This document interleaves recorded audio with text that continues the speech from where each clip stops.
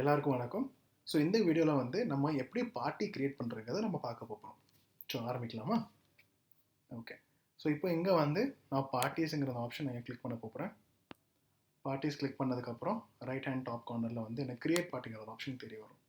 So create party போனோம்னாக்கா நம்ம எங்கள் party name, mobile number, மற்ற எல்லா டீட்டெயில்ஸும் நம்ம இங்கே ஆட் பண்ணதுக்கப்புறம் நம்ம வந்து ஒரு பார்ட்டியை க்ரியேட் பண்ணிடலாம். ஸோ ஃபஸ்ட் என்னென்னு பார்த்தீங்கன்னா பார்ட்டி நேம். நான் வந்து இப்போதைக்கு ஒரு பார்ட்டி நேம் இங்கே ஆட் பண்ணிவிட்டேன். அதுக்கேற்ற மாதிரி ஒரு 10 digit mobile number. So 10 digit mobile number add பண்ணியாச்சு. அதுக்கப்புறம் அந்த பார்ட்டிக்கு இமெயில் ஐடி இருந்ததுன்னா நீங்கள் இமெயில் ஆட் பண்ணிடலாம். நெக்ஸ்ட் ஆப்ஷன் நீங்கள் என்னென்னு பார்த்தீங்கன்னா இங்கே உங்களுக்கு ஓப்பனிங் பேலன்ஸ் அப்படிங்கிற ஒரு ஆப்ஷன் உங்களுக்கு இங்கே இருக்குது.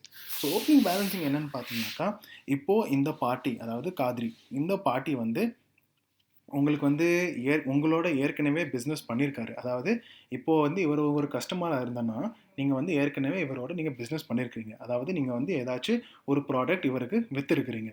ஸோ விற்றதுக்கு அப்புறமாவே அந்த பார்ட்டி வந்து உங்களுக்கு வந்து இம்மீடியட்டாக கேஷ் உங்கள் கையில் கொடுக்கல.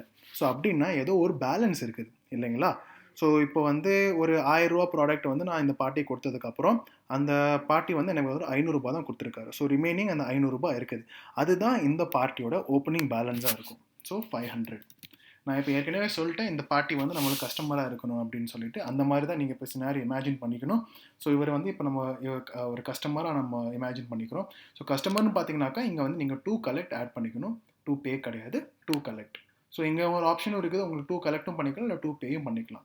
ஸோ அந்த ரிமைனிங் அமௌண்ட், அதாவது நம்ம வந்து அந்த பார்ட்டி வந்து நம்மளுக்கு வந்து இப்போ எவ்வளோ கொடுக்க வேண்டிய காசு இருக்குது, அதுதான் 500 ருபீஸ். அதுதான் உங்களுக்கு வந்து ஓப்பனிங் பேலன்ஸ் ஆகும் இந்த ஒரு பார்ட்டியோடது. கஸ்டமர் டைப் ஆல்ரெடி நம்ம செலக்ட் பண்ணி வச்சாச்சு. கஸ்டமர் டைப் பார்ட்டி டைப் வந்து கஸ்டமர். அதுக்கேற்ற மாதிரி நம்ம மாற்றிக்கலாம், சப்ளையராகவும் ஆக்கிக்கலாம், அப்படி இல்லாட்டி கஸ்டமர் இருக்கலாம். ஸோ பார்ட்டி டைப் வந்து நான் இங்கே வந்து கஸ்டமர் ஆட் பண்ணிக்கிறேன். ஸோ இப்போ ஃபார் எக்ஸாம்பிள் அந்த ஒரு பார்ட்டிக்கு வந்து அவங்களுடைய இடத்துலையோ இல்லை அவங்களுடைய கம்பெனிலையோ ஏதாச்சும் ஒரு ஜிஎஸ்டி நம்பர் இருந்துச்சுன்னா அதுக்கேற்ற மாதிரி நீங்கள் ஆட் பண்ணிக்கலாம். இது மேண்டேட்ரி கிடையாது, இது வந்து கம்பல்சரி கிடையாது உங்களுக்கு. நீங்கள் வந்து இது வந்து இருந்துச்சுன்னா நீங்கள் ஆட் பண்ணிக்கலாம், அப்படி இல்லாட்டி நீங்கள் ஃப்ரீயாக விட்டுக்கலாம், ஒன்றும் பிரச்சனை கிடையாது. ஸோ பிளேஸ் ஆஃப் சப்ளை நான் இப்போதைக்கு தமிழ்நாடுன்னு எழுத போகிறேன். எழுதுனதுக்கப்புறம் நம்மளுக்கு வந்து அடுத்த ஆப்ஷன் வந்து பில்லிங் அட்ரஸ்னு ஒன்று இருக்குது, ஷிப்பிங் அட்ரஸ்னு ஒன்று இருக்குது. அதுக்கேற்ற மாதிரி இங்கே ரைட் ஹேண்ட் சைடில் ஒரு செக் பாக்ஸ் இருக்குது. அதாவது இங்கே வந்து சேம் ஆஸ் பில்லிங் அட்ரஸ் அப்படின்னு கொடுத்துருக்குது. இங்கே ஏற்கனவே கிளிக் பண்ணி வச்சுருக்குறாங்க. ஸோ இப்போ நான் இது இப்படி அன்செலக்ட் பண்ணிட்டேன்னாக்கா உங்களுக்கு பில்லிங் அட்ரஸும் ஷிப்பிங் அட்ரஸும் வெவ்வேறு ஆகிரும். எப்படின்னா இப்போ பில்லிங் அட்ரஸ் வந்து அந்த பார்ட்டியோட பர்மனன்ட் கம்பெனி அட்ரஸாக இருக்கலாம். இப்போ நம்ம எந்த ப்ராடக்ட் அந்த பார்ட்டிக்கு விற்கிறதா இருந்தாலோ அவங்க பர்மனண்டான அட்ரஸுக்கு போய் அவங்களுக்கு சேர்ந்துடும்.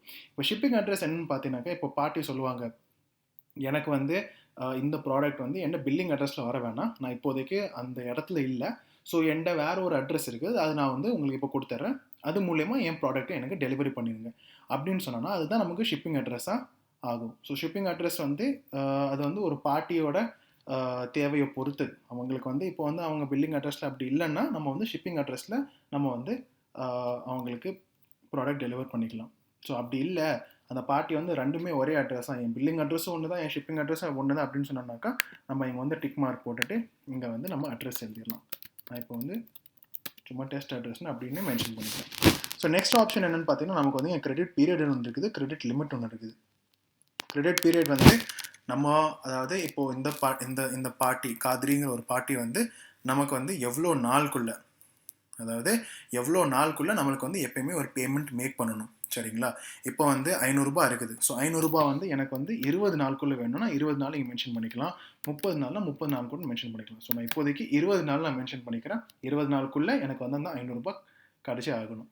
ஸோ கிரெடிட் லிமிட், அதாவது இந்த பார்ட்டி வந்து உங்ககிட்டேருந்து எவ்வளோ அளவுக்கு கிரெடிட்டில் ஒரு சாமானோ இல்லாட்டி உங்களோட பிஸ்னஸ் பண்ண முடியும்னு பார்த்தீங்கன்னாக்கா அந்த ஒரு லிமிட்டு. ஸோ இப்போ நான் வந்து 1000 ஆட் பண்ணிக்கிறேன். ஸோ 1000 தாண்டி போச்சுன்னா ஆப் வந்து நம்மளுக்கு வந்து ஒரு நோட்டிஃபிகேஷன் கொடுக்கும். அதாவது இந்த ஒரு பார்ட்டிக்கு வந்து அவங்க கிரெடிட் பீரியட் வந்து கிரெடிட் லிமிட் வந்து முடிஞ்சிருச்சு. ஸோ நம்மளுக்கு வந்து இந்த மாதிரி நோட்டிஃபிகேஷன் கொடுத்தோம்னா நம்மளுக்கு ஒரு ஐடியா வந்துடும், சரி அவங்ககிட்டேருந்து இன்னும் கொஞ்சம் காசு வாங்க வேண்டியது இருக்குது போல். அப்படி இல்லாட்டி அவங்க கேட்குற கிரெடிட் லிமிட் வந்து இப்போதைக்கு நம்ம கொடுக்க முடியாது, ஏன்னா நம்ம வந்து 1000 ரூபாய்க்குள்ளே தான் செட் பண்ணியிருக்கிறோம். இப்போ அவர் வந்து 2000 இல்லாட்டி 3000 கேட்குற மாதிரி இருந்தால் நம்ம வந்து கொடுக்க மறுத்தரலாம், சரிங்களா? ஸோ இதெல்லாம் முடிஞ்சதுக்கப்புறம் இங்கே வந்து நான் சேவ் கொடுத்துறேன்.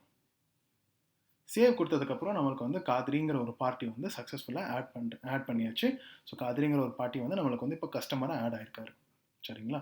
ஸோ இதுதான் ஒரு பார்ட்டி எப்படி கிரியேட் பண்ணணும்னு பார்த்தாச்சு. நன்றி. உங்களை அடுத்த வீடியோவில் சந்திக்கிறேன்.